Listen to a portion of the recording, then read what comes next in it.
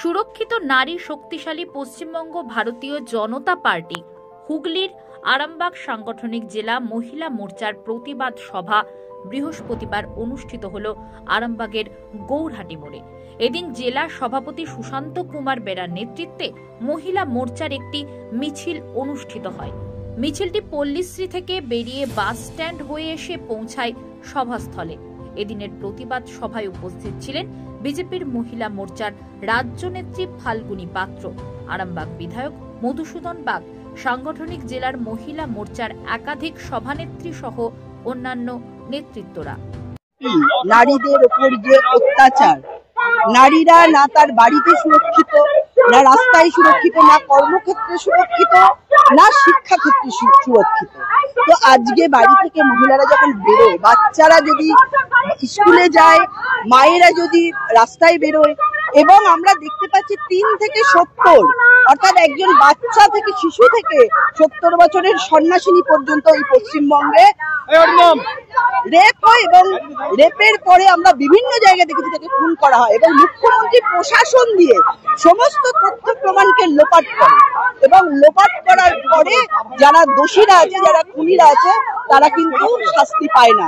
সেই জন্য আমরা এর বিরুদ্ধে আমরা আন্দোলন করছি, কারণ সুরক্ষিত নারী শক্তিশালী পশ্চিমবঙ্গ। নারী সুরক্ষিত না থাকলে পশ্চিমবঙ্গ কখনোই সুরক্ষিত হতে পারে না। তার দাবিতে, নারী সুরক্ষার দাবিতেই আমাদের এই আন্দোলন চলছে। আমি ফাল্গুনী পাত্র, ভারতীয় জনতা পার্টি রাজ্য বিজেপি মহিলা মোর্চার প্রেসিডেন্ট। যেভাবে দিনের পর দিন, প্রত্যেক দিন বলা যেতে পারে, যেভাবে মহিলারা নির্যাতিত হচ্ছে বাংলার বুকে, আর তারই প্রতিবাদে আমরা নারী সুরক্ষার স্বার্থে আন্দোলনে নেমেছি, পথে নেমেছি। আমরা চাইছি যে আগামী দিনে এই ধরনের যে ন্যাক্কারজনক ঘটনাগুলো ঘটাচ্ছে, তারই প্রতিবাদে আমরা রাস্তায় নেমেছি। সমগ্র বাংলা জুড়ে যেভাবে মহিলাদের উপর নির্যাতন হচ্ছে, কোন ঘটনা নেই, হাসখালি থেকে শুরু করে, এমনি কসবা থেকে শুরু করে, হাসখালি থেকে শুরু করে কত ঘটনা যে রয়েছে আপনারা দিয়ারটা নেই। এই জন্য আজ আমরা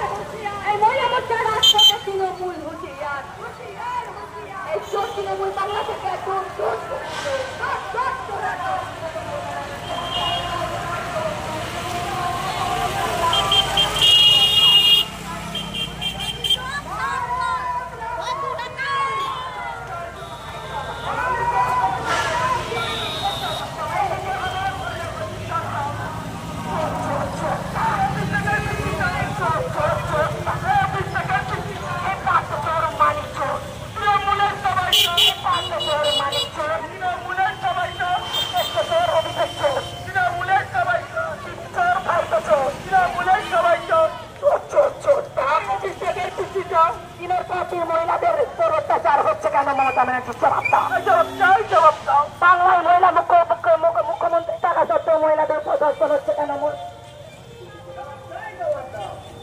মহিলাদের প্রদর্শন হচ্ছে কেন? মমতা ব্যানার্জি